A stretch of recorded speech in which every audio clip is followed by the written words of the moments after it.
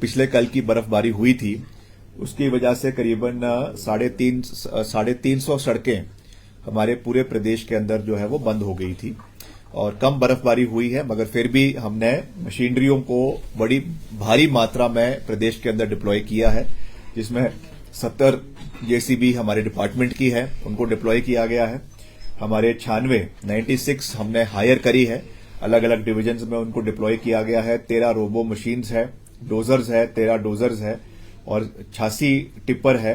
Total 268 मशीनरियों को हमने deploy किया है और जिसमें से हमारी 235 सड़कें कल तक खुल जाएगी और परसों तक जो है 30 सड़कें एडिशनल खुल जाएगी। तो लगभग अगर और बर्फबारी नहीं होती है तो अगले 2 दिन के अंदर सारी की सारी सड़कों को बहाल कर दिया जाएगा। और मैंने सख्त निर्देश अपने डिपार्टमेंट के सभी अधिकारियों को दिए हैं, क्योंकि अगले 5 दिन हमारे लिए बहुत महत्वपूर्ण है। टूरिस्ट बहुत हिमाचल में भारी संख्या में आएगा, उनको कोई भी इनकन्वीनियंस नहीं होनी चाहिए। मुख्यमंत्री जी भी इसके ऊपर बार बार जो है वो बल देते हैं कि टूरिस्ट प्रदेश के अंदर उनका स्वागत है, वो यहां पर आए और यहां की अच्छी जो बर्फबारी हो रही है उसका आनंद ले। इसलिए मैंने डिपार्टमेंट को कहा है कि अगले 5 दिन हम पूरी मजबूती से ग्राउंड के ऊपर मजबूत रहेंगे। जहां पर भी कोई आपकी रोड क्लियरेंस का काम करना है उसको इमीडिएटली करवाया जाएगा, उसमें कोई भी दिक्कत परेशानी क्षेत्र के लोगों को नहीं आएगी, जो सैलानी आ रहे हैं उनको नहीं आएगी। उस दृष्टि से जो है हम लगातार कार्य कर रहे हैं।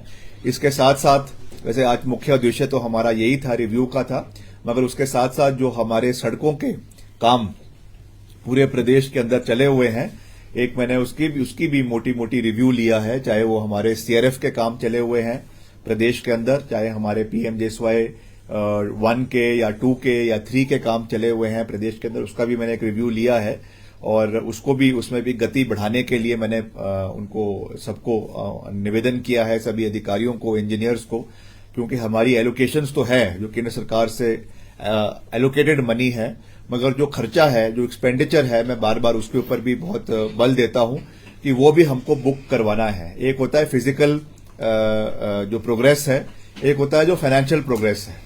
फिजिकल प्रोग्रेस तो हमारी अच्छी चल रही है और सारे प्रोजेक्ट हमारे पीएमजेएसवाई 3 के जो है वो अगले साल के सितंबर तक उनको कंप्लीट कर दिया जाएगा, मगर खर्चे आपको किताबों में भी दिखाने हैं। इसके लिए मैंने निर्देश दिए हैं कि इसमें हम कोई भी कोताही जो है वो बर्दाश्त नहीं करेंगे। सारे खर्चे किताबों में आए और अप्रोप्रिएट चैनल के माध्यम से चीफ इंजीनियर और चीफ इंजीनियर से आगे ईएनसी को भेजे जाए और यहां से जो हमारी यूटिलाइजेशन सर्टिफिकेट्स हम यहां से दिल्ली भेजते हैं और वो भी समय पर आए, क्योंकि वहां से एडिशनल बजट तभी आएगा जब हम यहां से यूसीज भेजेंगे। अभी मैं पीछे नितिन गडकरी जी से भी मिला था, उन्होंने भी इस विषय पे थोड़ा सा चिंता व्यक्त करी थी कि हमारे यूसीज जो है वो समय पे नहीं आए हैं, इसलिए हमने सारे उनको निर्देश दिए हैं कि तुरंत इनको भेजा जाए।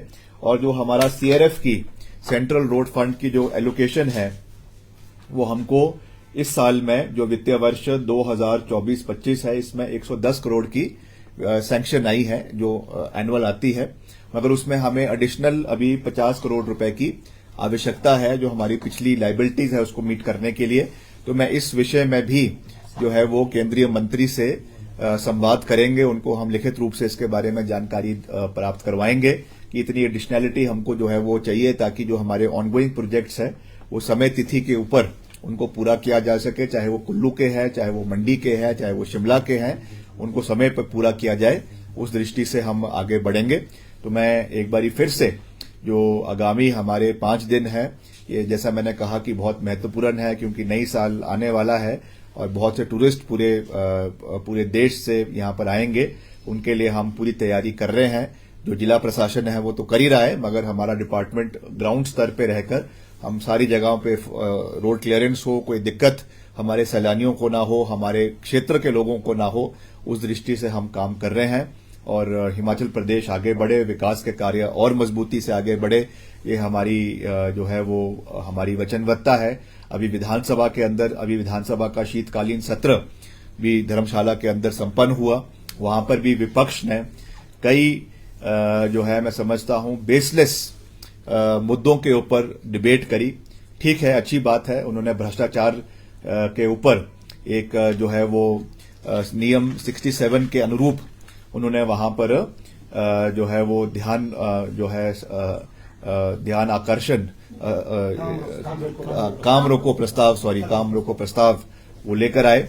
उनको अनुमान नहीं था कि सरकार इसको जो है वो एक्सेप्ट कर लेगी, मगर मुख्यमंत्री जी ने इसको एक्सेप्ट किया और विधानसभा अध्यक्ष से निवेदन किया कि इसके ऊपर चर्चा होनी चाहिए। और उनकी जो चाल है भाजपा की वो उल्टी पड़ गई, क्योंकि उनको उसके बाद जो उनके वक्ता थे बोलने वाले, उनको यही नहीं पता था कि बोलना क्या है। कुछ चीजें वो भ्रष्टाचार के बारे में कह रहे थे, अब करनी थी वो हमारी 2 साल की, वो बातें कर रहे थे अपनी 5 साल की कारगुजारियों की। और जिस तरीके की प्रतिस्पर्धा जो है वो भाजपा के अंदर चली हुई है, एक ओर से जयराम जी कुछ और बोलते हैं, विक्रम ठाकुर जी कुछ और बोलते हैं, उनके तीसरे नेता कुछ और बोलते हैं, तो उनकी अपनी ही मैं समझता हूं कि एक जो क्लियर विजन होना चाहिए कि किस तरीके से सरकार को घेरना है, वही उनके अंदर नजर नहीं आ रहा था। हम चाहते हैं कि हर चीज के ऊपर डिबेट होनी चाहिए। जो उन्होंने बातें करी हैं उसको सरकार गंभीरता से लेगी, मुख्यमंत्री जी गंभीरता से लेंगे। मेरे विभाग से संबंधित अगर कोई मसले उन्होंने उठाए हैं उसको हम संज्ञान उसका लेंगे, मगर उनको अपनी सरकार की कार्यगुजारी भी देखनी है। अपने समय में जो उन्होंने जो कथाकथित भ्रष्टाचार के घोटाले हुए, चाहे वो पुलिस घोटाला हुआ, चाहे वो जो है खर्चों की बात करते हैं। बीजेपी की सरकार के समय में पीडब्ल्यूडी डिपार्टमेंट में बिना टेंडर के काम अवार्ड किए गए।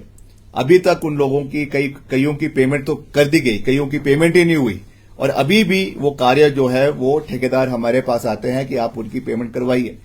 आपने उस समय उनको बाकायदा जो है वो उसका जो है अवार्ड, टेंडर अवार्ड क्यों नहीं हुआ? उनको बिना उसके काम क्यों दिए गए? ये आज एक बड़ा प्रश्न है जिसका जवाब जो है वो जयराम जी को देना चाहिए, क्योंकि वो उस समय प्रदेश के लोक निर्माण मंत्री भी थे, प्रदेश के मुख्यमंत्री भी थे। उस दृष्टि से उस चीज को देखने की आवश्यकता है। तो मैं इस चीज पर ज्यादा नहीं जाना चाहता हूं, मगर मैं ये विश्वास दिलाना चाहता हूं कि अगर कोई भी इस तरीके का ये प्रहार करेंगे तो हम उस पे पूरी मजबूती से उनको आंकड़ों के साथ वापस जवाब देने में सक्षम भी है और देंगे भी। इसका मैं प्रदेश की जनता को पूर्ण रूप से विश्वास दिलाना चाहता हूं, मगर हम एक कॉन्फ्रंटेशनिस्ट अप्रोच के साथ काम नहीं कर रहे।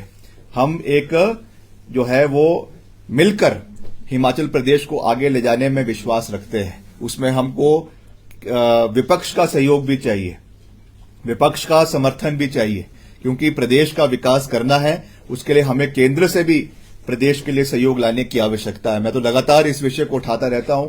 हम लगातार प्रदेश के केंद्र के मंत्रियों से मिलते रहते हैं और हिमाचल के जितने भी मसले हैं, हिमाचल की सड़कों के खास करके निर्माण की बात है, उसके लिए हम लगातार कार्य करते हैं। एक जो बड़ी अचीवमेंट आने वाले समय में हिमाचल प्रदेश को मिलने वाली है वो है बूबू जोत टनल।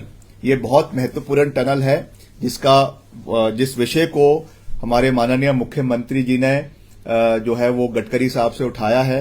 डिफेंस मंत्रालय से जो हमारे रक्षा मंत्री है आदरणीय राजनाथ सिंह जी, उनसे इस विषय को उठाया है। और आपको जानकर खुशी होगी कि डिफेंस मिनिस्ट्री ने और आर्मी हाई कमांड ने इसकी स्वीकृति जो है वो दी है। और अब इस को जो है इस प्रपोजल को मिनिस्ट्री ऑफ मॉर्थ में जो है वो भेज दिया गया है।